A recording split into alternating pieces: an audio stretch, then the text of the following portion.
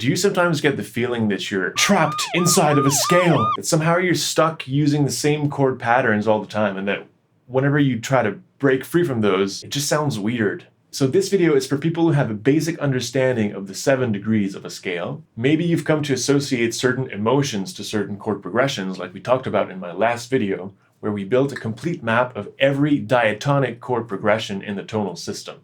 Let me just leave this word hang in there for a second, and we'll come back to define it later. Now, a lot of people in the comments were pointing out, and rightly so, that this map is pretty limited. Of course, this was intentional because as soon as you start using all 12 tones of the keyboard, composing in a chromatic way, you're going to get an explosion of possibilities. This can seem overwhelming at first, so I'm going to try to give you a bird's eye view of, first, why would you want to use chromaticism in your harmony? How does it work? How to make it sound fluid and justified? And finally, which emotional effect can be associated to each of those cases. So this video is part 1, where we're going to explore the fascinating world of secondary dominance. Part 2, we'll take a look at mode mixture. When using secondary dominance, the black keys of the keyboard will be mostly considered as sharps, and when using mode mixture, they'll be mostly thought of as flats. If none of this makes sense yet, welcome to the Music Space Station.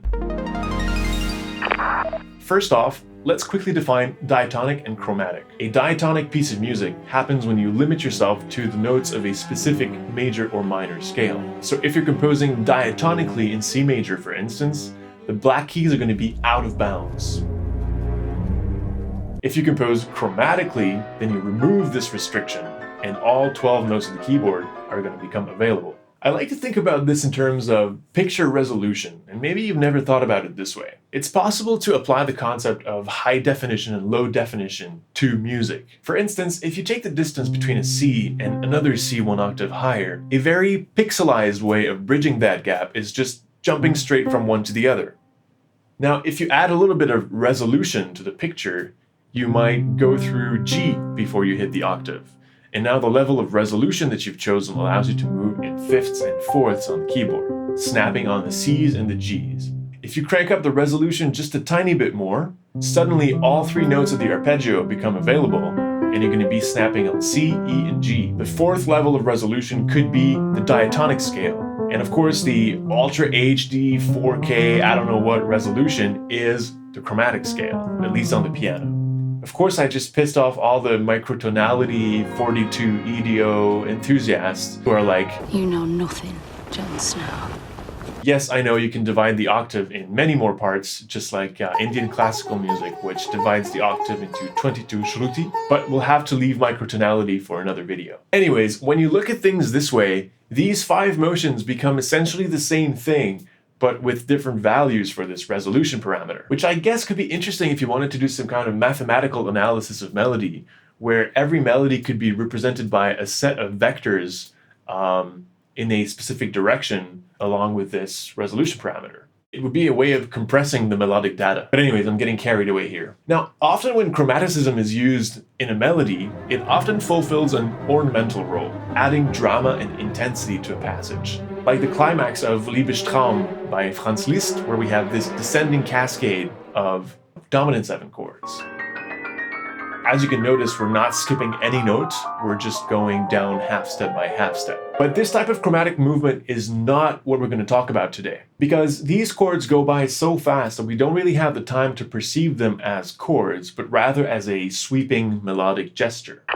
Let's get into the heart of the matter and start associating some emotional correlates to the different secondary dominants. But first, for people who might not be familiar with the concept of dominant or secondary dominant, let me quickly explain what I'm talking about here. Feel free to skip ahead if you're already familiar with these concepts. So if you look at your 7 degrees and you put 7ths on them, it should strike you that only one of these 7 chords is a normal 7th chord. That is, everyone else is major 7, minor 7, diminished, and it's this particular quality of the 5th degree that's going to give it its dominant quality. This combination of a major triad topped with a minor 7 makes it a very forcing chord. In the Western world, at least, a dominant chord comes with an expectation of resolution a 5th below. So this is why, since we're brainwashed with the tonal system, when we hear this, the ear is going to expect this.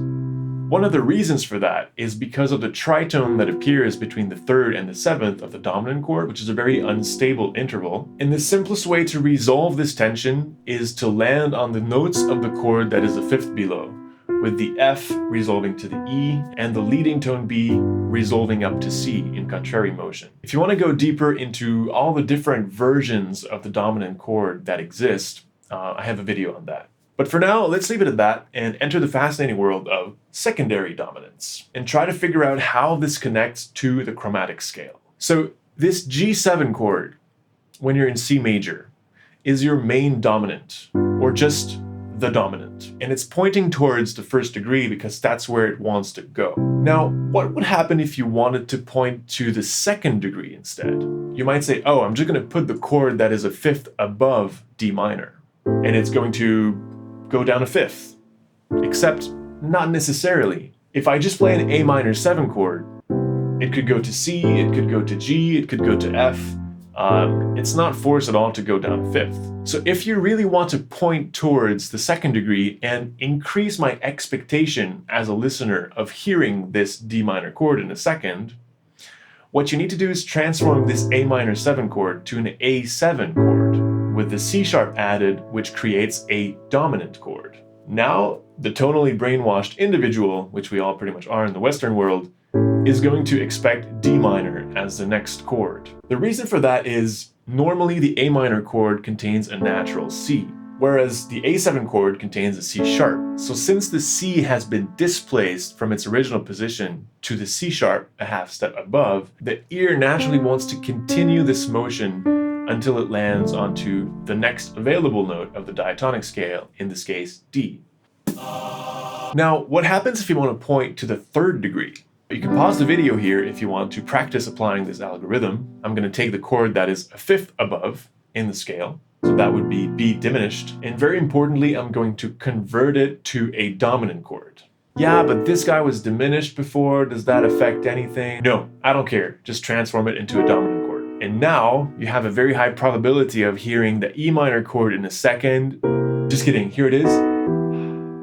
Does this mean that we have just modulated to E minor? No. We're temporarily pretending to be in E minor, but it's too short-lived to be considered a proper modulation. Because probably we're just going to go back to the normal diatonic chords very soon. Sometimes, in the case of longer use of secondary dominants, the line between a secondary dominant and a proper modulation gets a bit fuzzy, but modulation is going to be the subject of another video.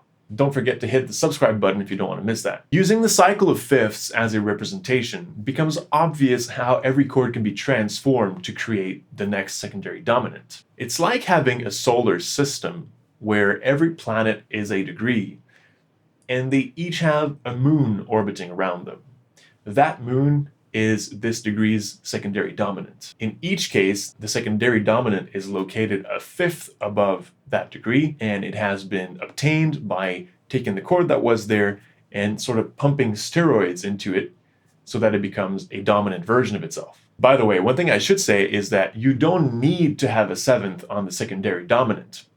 A B major chord followed by E minor is perfectly sufficient to create a 5-1 feeling. It's just that the seventh is often added because it clarifies the relationship between the two chords by adding a nice little tritone in there. Do you sometimes feel like your ability to think logically and mathematically are getting a bit fuzzy?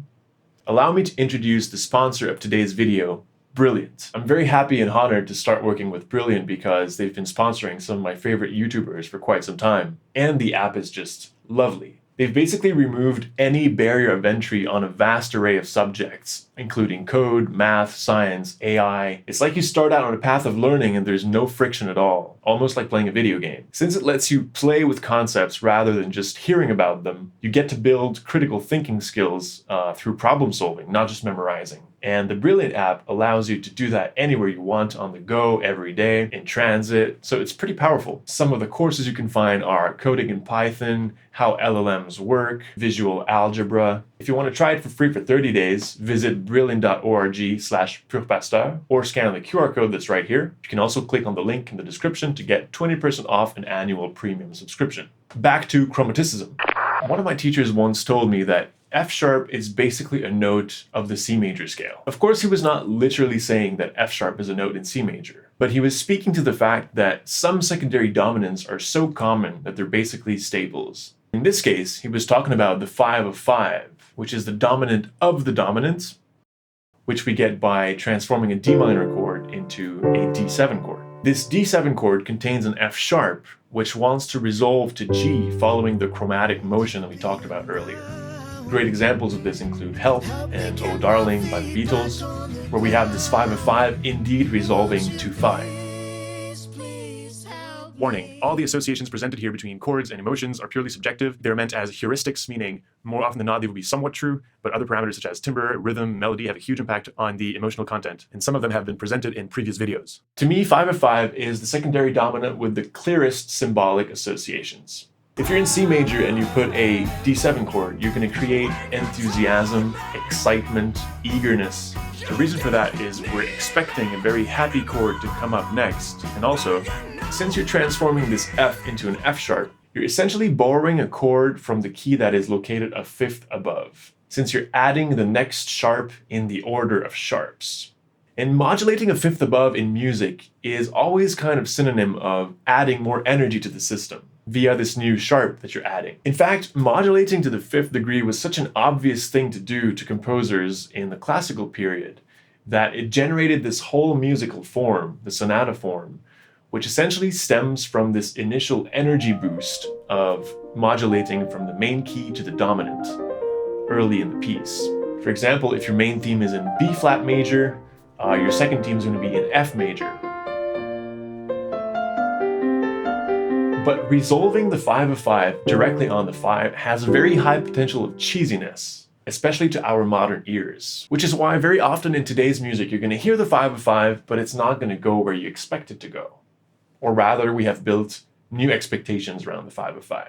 A very common one, I was amazed by how common it is when I researched for this video, is to land the 5 of 5 on 4.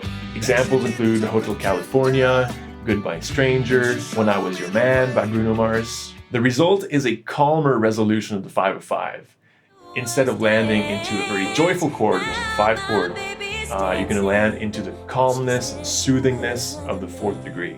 Another great solution is to reverse engineer the movement and go back from the 5 of 5 to the normal minor version of the 2nd degree, as you can hear in The Girl from Ipanema, which beautifully captures the emotion of the lyrics because it portrays a man who's very excited about this girl, but she doesn't give a shit, and so he needs to sort of retract and calm down. So those are two ways of using the 5 of 5 in your music while challenging expectations a little bit. A third way of resolving this D7 chord is to simply go up a step to E7, which will have a very dramatic feel because it kind of hints that we're about to go to the minor side and land on the minor relative, A minor. Okay, so let's talk about just that, polarizing the minor relative. So the minor relative is 6. We're going to do that with a 5 of 6. We hit a little bit on this one in my previous video when we talked about the fact that often composers are going to transform this E minor chord into an E major chord, especially when it's headed to A minor. Let's listen to Isn't She Lovely by Stevie Wonder, where you can clearly hear the 5 of 6 landing on 6, followed by a 5 of 5 landing on 5, which we talked about earlier. So you can hear that the 5 of 6 has a very different emotional quality. Compared to the 5 of 5, it's much more tense, especially here since it's voiced with a flat 9 on top. It's often more dissonant. It carries with it the idea that we're going to spend some time on the minor side. The all-time classic 5 of 6, which I have to mention, is Leonard Cohen's Hallelujah. It can sometimes even evoke anger or some other negative emotion, like we can hear in School by Supertramp, associated with being full of doubts. Another great example is to be found in Space Oddity by David Bowie, when he says, "Your circuit's dead," and it comes with fear. So it's basically going to evoke some kind of negative emotion with intensity. If you want to give an impression of avoiding the dark side, you can resolve this E7 chord to F, producing a minor deceptive cadence. And this has kind of become a cliche in some contexts. A friend of mine once joked that 5 of 6 going to 4 is a symbol for economic revival after a period of recession, which is kind of funny. And a good way of presenting this chord progression is retracing the legal battles that happened over the progression 1, 5 of 6, 4. Maybe some of you know what song I'm talking about. I used Creep as an example recently, and some of you may know that Radiohead's publishers sued Lana Del Rey in 2017 over her song Get Free, which uses exactly the same chord progression. What most people don't know is that Radiohead themselves had gotten sued by the Hollies back when they released Creep in 1992 because of a suspicious similarity to The Air I Breathe that was published in 1974. And in all these cases, harmony cannot be a determining Harmony cannot be a factor in establishing a copyright infringement. Only melody is, which is kind of funny because, to me at least, the similarity in the chord sequence is the number one thing that makes me go, hey, these are 3 versions of the same song. But maybe since I'm a composer, I attribute too much weight to harmony compared to normal folks who mainly listen to melody. I don't know. Anyways, E7 can also resolve to D minor, like in Breakfast in America, also avoiding the natural resolution, but going to a darker place. The first time, we get a normal resolution to the 6th degree, and then the second time, they kind of pull back to D minor. In this case, it can also suggest a brightening of the texture, since it's headed to a 5th degree, suggesting a 2-5-1, which would lead us back to the major side of things, only to loop back to A minor in a dramatic turn of events, kind of suggesting that we're stuck. Another way of using the 5 of 6, which is super interesting, is in the OST of The Shape of Water by Alexandre Desplat, which alternates between a 1 chord and a 5 of 6 chord, and going back to 1, 5 of 6, never actually resolving the 5 of 6 to 6, but just sort of hanging there in between happiness and sadness. So we get a kind of mysterious atmosphere stuck in limbo between happiness and sadness, which perfectly mirrors the emotional state of the protagonist of the movie, who finds love in a fish, which is detained by the government. Let's move on. So 5 of 2. Since it's also landing on a minor chord, it can yield similar results to 5 of 6. We can hear in How Deep Is Your Love how it kind of has an analog dramatic effect.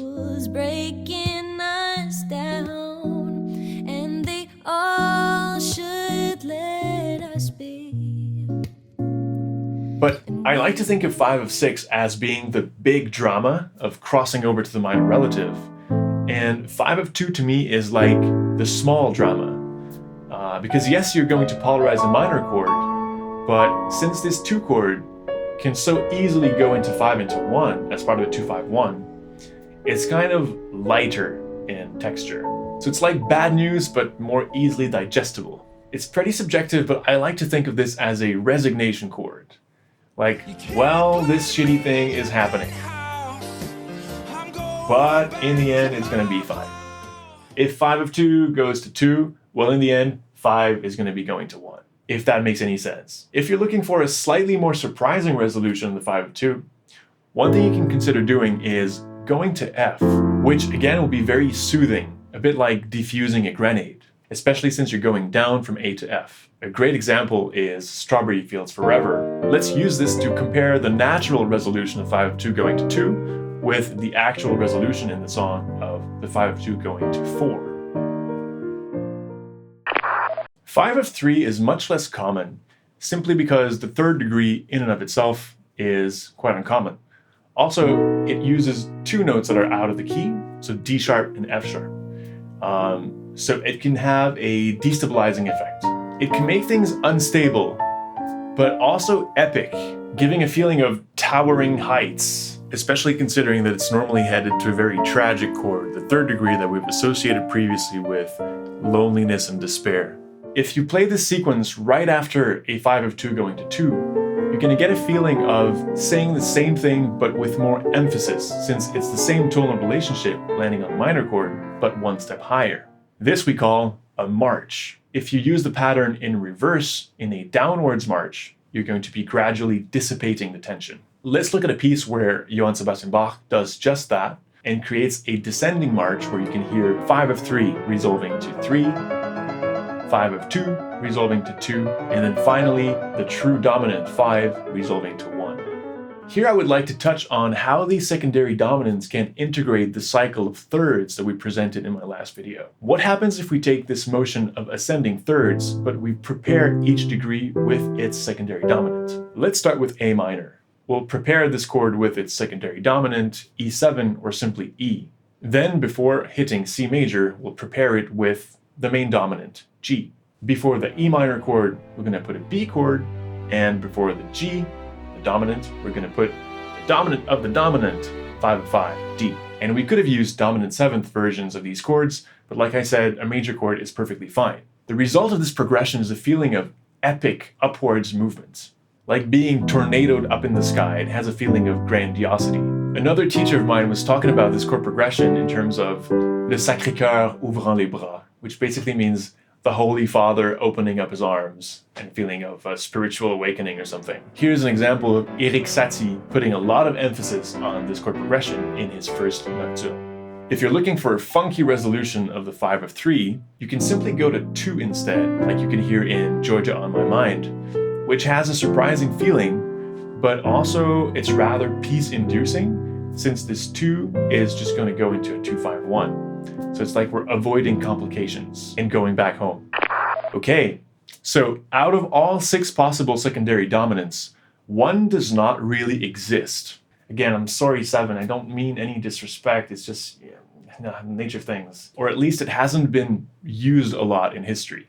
The rationale for that is since the 7th degree is a diminished chord, it's going to be really hard to tonicize this chord. In other words, you can't really land a satisfactory 5-1 pattern on B diminished because you're never going to get the resolution that we would expect after a secondary dominant. But in my experience, I love the sound of using an F-sharp 7 chord in C major, which would be the 5 of 7. But I found this chord more useful as a tool to modulate in a completely different key. Since it introduces so many notes that are out of key, so the F sharp, the A sharp, and the C sharp, it's kind of difficult to steer things back in C major like nothing happened. I can show real quick an example from my piece Another Day, where I land in C major at some point, and then all of a sudden I just slap an F sharp 7 chord out of nowhere and use this to modulate to somewhere completely different. The reason why this works is because there's a common note, E, which is emphasized in the melody,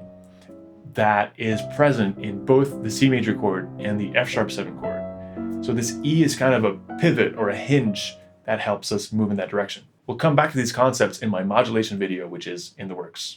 So there's a reason why I kept the 5 of 4 for the end. Actually, there's 2 reasons. First of all, it's a progression that has been used a lot at the end of pieces, especially in classical music. It's also very different from all the others, since it's the only secondary dominant that is not going to rely on adding sharps to a chord. That's because the chord that is a 5th above F is C itself. Now, you might be thinking, well, if a C chord is going to an F chord, why on earth would I call that 5 of 4 going to 4 when it's just 1 going to 4? So, you're totally right. This would only be a secondary dominant if we put a 7th on it, namely B flat. Now we have a difference between the diatonic version of this chord, which would be C major 7, and the secondary dominant, C7.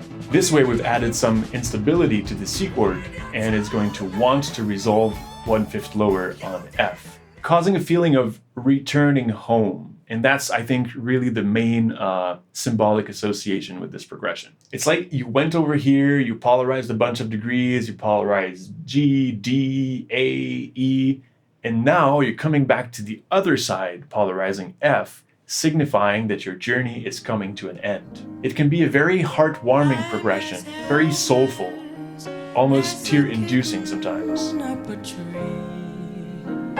I don't know why exactly, but it's the moment in the piece where everyone gets the chills. Here's a faster example from the Romantic era in Chopin's 3rd Prelude in G major. And a segment of My Foolish Heart, which actually is a great introduction to secondary dominants. It contains all of them.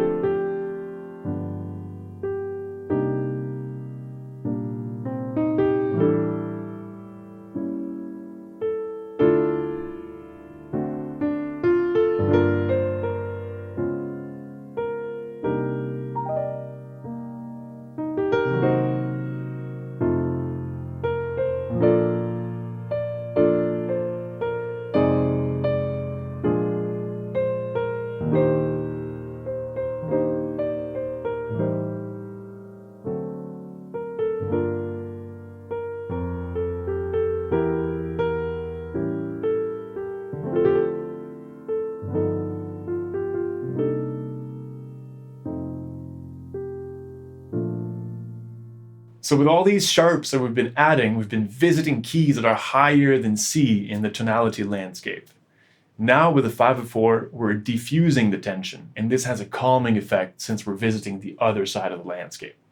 A good exercise I recommend for wrapping your head and your fingers around the secondary dominants is the following. Basically, I'm going to be using the scale, moving in seconds, and preparing each degree with its secondary dominant. So you start on the tonic chord and you go like this. 1, 5 of 2, 2, 5 of 3, 3, 5 of 4, 4, 5 of 5, 5, 5 of 6, 6, and you can finish with a proper 5-1 just to reestablish the tonal center. Then you can modify the exercise using chord inversions to make the voice leading more fluid in between the chords, like this.